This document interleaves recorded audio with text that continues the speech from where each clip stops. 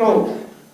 এই লুটেরা যখন মিডিয়াতে এসে বলে আমি মধ্যরাত্রে নীলা মার্কেটে হাঁসের মাংস খেতে চাই, ওখানে যদি না থাকে তাহলে ওয়েস্টিন হোটেলে তারা নাকি হাঁসের মাংস খেতে চায়। বাংলাদেশের মানুষ ধিক্কার জানায়, প্রতিবাদ জানায়। বাংলাদেশের মানুষের জন্য এই দেশ 24শে আগস্ট রক্ত দিয়ে বিপ্লব করে স্বাধীন করে নাই যে নতুন করে আরেকটি লুটেদের হাতে এই রাষ্ট্র পরিচালিত হবে। এটা দেখার জন্য আমরা এই রাষ্ট্রের জন্য, গণতন্ত্রের জন্য, ভোটের অধিকার জন্য রাজপথে জীবন দেয়নি। আমি যেখানে দাঁড়িয়ে কথা বলছি এখানে আমাদের চৌধুরী আলম ছিল, তার সন্ধানও এখনো পাওয়া যায়নি। 36 দিনের নেতা হয়ে রাষ্ট্রের দায়িত্ব নিয়ে হাজার হাজার কোটি টাকা লুট করবেন, মধ্যরাতে হাঁসের মাংস খেতে যাবেন। বাংলাদেশের মানুষ জানতে চায় এই টাকা চাঁদার টাকা নাকি রাষ্ট্রের টাকা।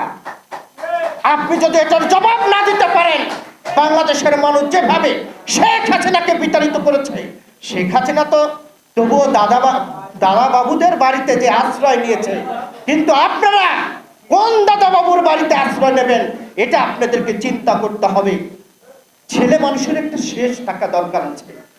আমরা একটা পাউরুটি, একটা কলা গত 17 বছরে একটা চা 4জন 5জন কর্মী আমরা মিলে খেয়েছি।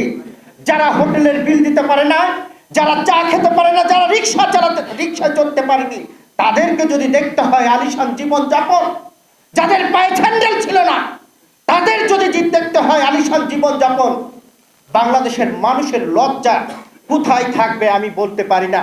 আমরা শুনেছিলাম ব্রিটিশ এই দেশে শাসন করেছিল, যত অর্থ করি লুটপাট করে না নিয়ে গেছিল তার চেয়ে গত 17 বছরে শেখ হাসিনা বেশি নিয়েছে।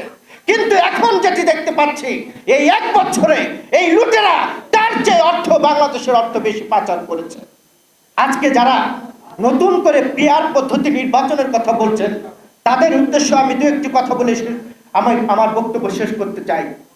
যারা সুন্নাতে খাত